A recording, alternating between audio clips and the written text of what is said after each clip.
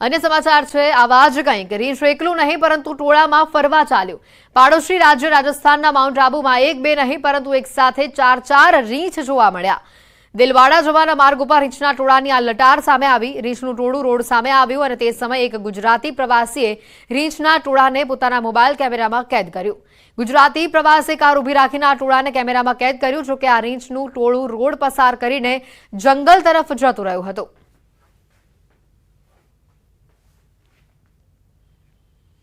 ભરૂચ નજીક ટોલ નાકા પર મારામારીનો એક વિડીયો વાયરલ થઈ રહ્યો છે। આ વિડીયો મુલદ ટોલ નાકાનો હોવાનું અનુમાન છે। અંકલેશ્વરથી વડોદરા રોડ પર જતા ટ્રકના ચાલકને જે માર મારવામાં આવ્યો હતો। આ વાયરલ વિડીયોમાં 3 થી 4 લોકો પટ્ટા અને દોરડાથી માર મારતા જોવા મળી રહ્યા છે। ટોલ નાકાના કર્મીઓએ મારામારી કર્યાનો આક્ષેપ છે। વાયરલ વિડીયોની ન્યૂઝ 18 ગુજરાતી હાલ પુષ્ટિ નથી કરતું। अन्य समाचार अमदावादમાં બિલ્ડરની દાદાગીરી સીસીટીવીમાં કેદ થઈ છે। બોપલના ઉપેન્દ્રસિંહ ચાવડાએ ધમાલ મચાવી। એસજી હાઈવે પરની હોટલમાં તેઓએ મારામારી કરી। હોટલને બાનમાં લેતા ગ્રાહકો ગભરાઈને ત્યાંથી નાસી ગયા। બિલ્ડર ઉપેન્દ્રસિંહ અગાઉ બોપલમાં ફાયરિંગ કર્યું હતું। સરખેજ પોલીસે સીસીટીવીના આધારે સમગ્ર મામલે ગુનો દાખલ કર્યો છે।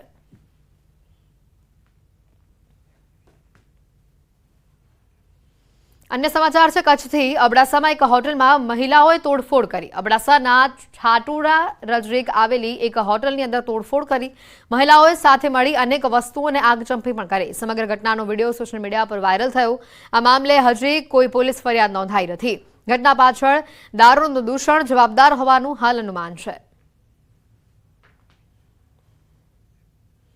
અમદાવાદના શહેર કોરડા વિસ્તારમાં અંગત અદાવતમાં હોબાળો થયો। એક વ્યક્તિના ઘરમાં મોડી રાત્રે આગચંપીનો બનાવ બન્યો। મોડી રાત્રે જેકિન શેખ નામના શખ્સના ઘર પર હુમલો કરી 6 લોકોએ આગચંપી કર્યાનો આક્ષેપ છે। આ મામલે શહેર કોરડા પોલીસે તપાસ શરૂ કરી છે।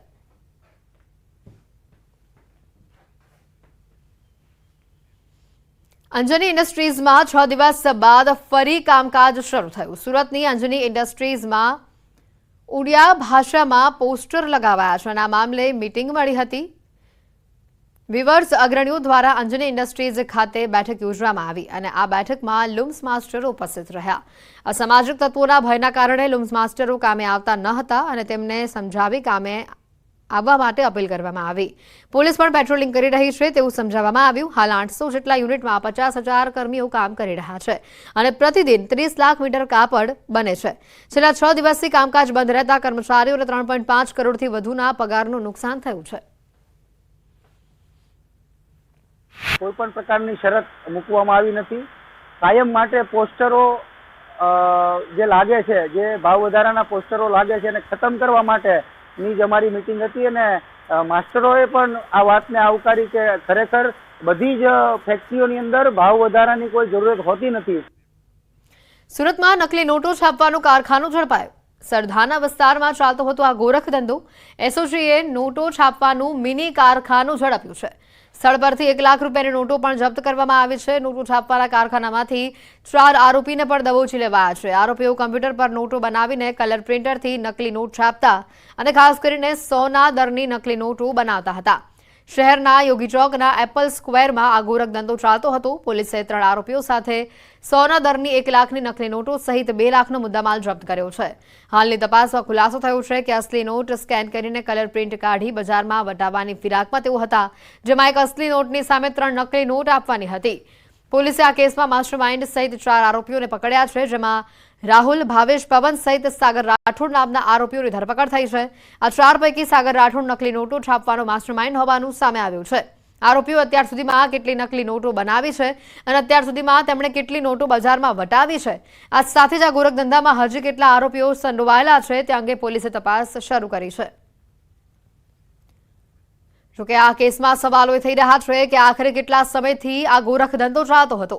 અત્યાર સુધીમાં કેટલી નોટો નકલી બનાવાઈ, કેટલી નોટો બજારમાં ફરતી કરવામાં આવી, કેટલી નકલી નોટો બજારમાં ફરતી પણ થઈ, ગોરખ ધંધામાં હજુ કેટલા આરોપીઓની સંડોવણી છે, આવા ઘણા સવાલો હાલ ઉભા થઈ રહ્યા છે।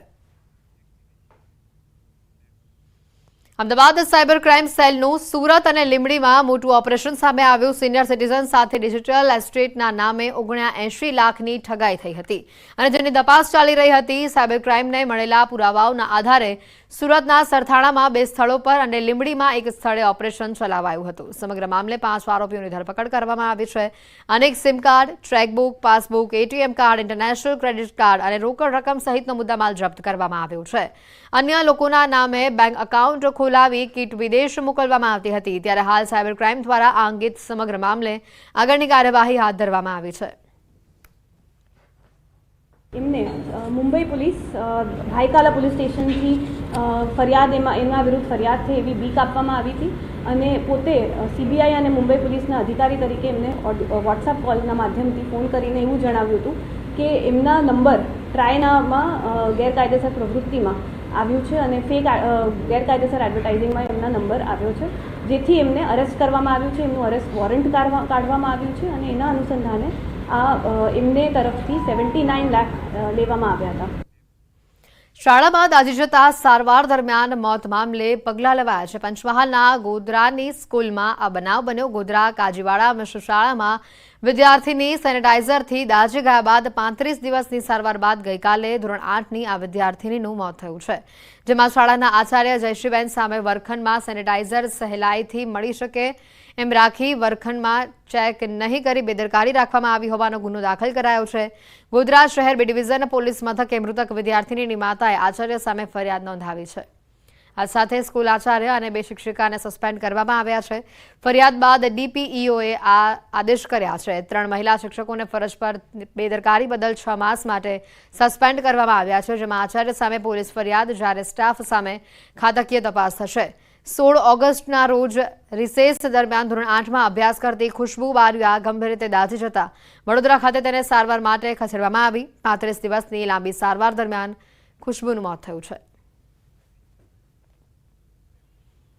અમરેલીમાં શંકાસ્પદ મૃતદેહના કેસમાં ખુલાસા થયા છે. મૃતક ભાવનગર જિલ્લાનો રહેવાસી હતો. પોલીસે 3 શંકાસ્પદોને રાઉન્ડ અપ કર્યા છે. હીરા લેતી દેતીમાં હત્યા થઈ હોવાની આશંકા છે. બાબરાના ધરાઈ ગામમાંથી આ મૃતદેહ મળી આવ્યો હતો. સળગાવેલી હાલતમાં મૃતદેહ મળતા શંકા જ ગઈ હતી. હત્યા બાદ મૃતદેહને સળગાવવાનો પ્રયાસની શંકા સામે આવી રહી છે. જઈ અંદર સાથે 3 કિસ્સામાં જણાઈ આવેલા.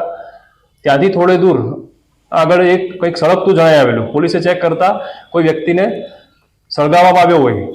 આથી બાબરા પોલીસે તાત્કાલિક શંકાસ્પદ ઈસમોની પૂછપરછ કરવામાં આવી. સાથે જ હાલમાં જે લાશ સળગાવવામાં આવી હતી તેની વધારે તપાસ કરવા માટે ફોરેન્સિક પીએમ માટે ભાવનગર મોકલવામાં આવી છે. પાટણના ચાણસમા તાલુકામાં સગીરા સાથે દુષ્કર્મના કેસમાં મદદગાર પણ હવે પકડાઈ ચૂક્યો છે. પાંખડે ભુવા ભગા ચૌધરી સામે ફરિયાદ દાખલ કરાઈ છે અને ફરિયાદ દાખલ કર્યા બાદ પોલીસે મદદ કરનાર તેના ભત્રીજાને પણ ઝડપ્યો છે. મહેસાણાથી ગૌરવ ઈશ્વર ચૌધરીને ભગા ભુવાની મદદ કરવાના કેસમાં ઝડપાયું છે. ભગા ભુવાએ સગીરાનો વિડીયો વાયરલ કર્યા બાદ ફરિયાદ નોંધાવી હતી. પોલીસે આરોપી ગૌરવની અટકાયત કરીને વધુ તપાસ હાથ ધરી છે.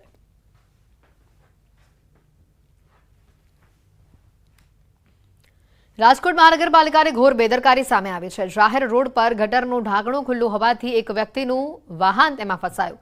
ભૂગર્ભ ગટરનું ઢાંકણું ખુલ્લું હોવા છતાં બેરિકેડ મૂકવામાં આવ્યા ન હતા. સમગ્ર ઘટનાનો આ વિડીયો વાયરલ થયો છે. થોડા દિવસ પહેલા પણ આવી જ ઘટનામાં એક વ્યક્તિએ પોતાનો જીવ ગુમાવ્યો હતો. છતાં પણ તંત્રના પેટનું પાણી હલ્યું નથી.